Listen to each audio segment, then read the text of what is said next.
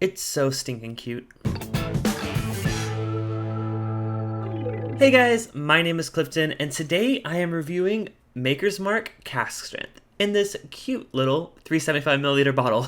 So I actually grabbed the bottle like this because my local store was having a sale, 2 for $30. So 2 of these basically is the exact same as a 750 milliliter. So that's a really good deal because this stuff usually goes for, I would say, about 50 bucks, maybe a little more depending on the store. This is basically just a cask strength release of Maker's Mark. So to be perfectly honest, the only thing I don't like from Maker's Mark is Maker's Mark. So their basic stuff, like their regular entry-level Maker's Mark, really doesn't hit the spot for me. Every time I've tried it, I feel like I always wish I had reached for something else.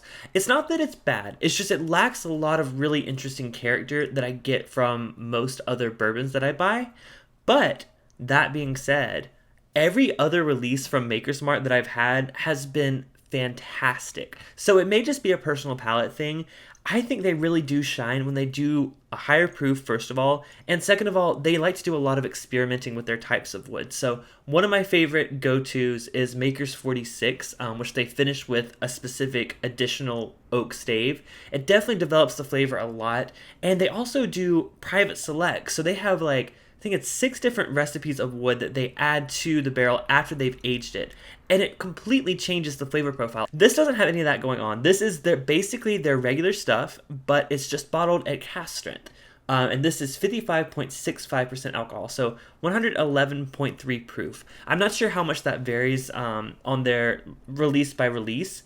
This says it's batch number 1501. So I'm excited to finally review this for you guys because this has been a long time member of my collection. So let's go ahead and open it up and give it a taste. So right off the bat, you can tell this isn't your everyday Makers just because of how dark it is. I mean, you get that darkness on like their Maker's 46, but their standard Makers I've always seen as kind of like a lighter color. And on the nose, there is already so much more going on in this than a regular glass of Maker's Mark. So Maker's Mark is a wheated bourbon, but I really get that wheat. It's really forward on the cask strength version. The first thing I smell, it's like fresh baked bread, and I really like it. It's like a dessert, like maybe like a pound cake or something. It's like fresh bread, but it has like a sweet, like a caramel, or even like a sugar glaze, like a donut. That's kind of what I'm getting on this nose. It's really sweet and it's really unique because I don't think I've ever had another wheated bourbon that's this high of proof. But this really stands out on the nose. It smells like a really good bready dessert. Lots of vanilla, almost like a creme brulee on the nose. So I'm excited to see if that tastes the same way. So let's give it a taste.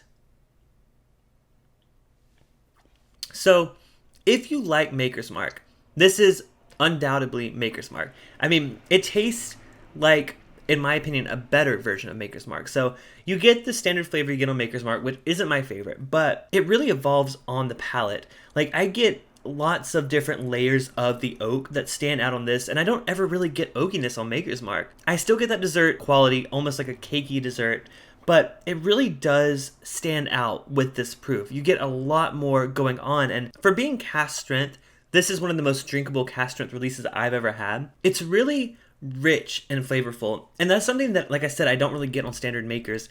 I think the cask strength really brings out the elements of Maker's Mark that people love. So like I said, if you are a fan of their normal stuff, give the cask strength a try. I know it's a little pricey, but if you've never tried a cask strength bourbon and you're kind of looking to experiment, this would be a good one to go into because it doesn't have that harsh, burn that a lot of cask strength whiskey has. I mean, it burns because it's high proof, but that wheat element of Maker's Mark really does tone it down a bit. It gives it such a desserty, sweet quality that I think I love about Maker's Mark, like their private select and their Maker's 46. It's not something that you have to sit down and take so much time with trying to figure out the notes, because there's a lot of things going on in this glass, but the overwhelming thing is it's good. So I hands down give this a recommendation. The pricing does really vary. Like I said, I could get basically the equivalent of a 750 milliliter for 30, but I know some places have it for 50, maybe 60.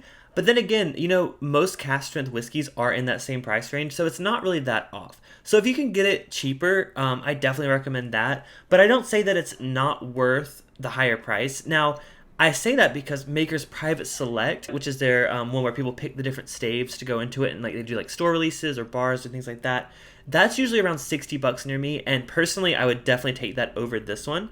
But you know, if you can't get that for the price and this is the only thing available, definitely give it a try. If you've never had Cask Strength Maker's Mark, I think you're really missing out. It's always a surprise when I come back to it of how much I like it. And by the way, it's wonderful in cocktails. So yeah, definitely pick it up. And thank you so much for watching. If you're new here, I would love if you could subscribe. And if you like this video, make sure to leave a thumbs up. I put a playlist to all my whiskey reviews at the very end of this video, so stick around for that. And until next time, I'm here to help you drink good whiskey. Cheers.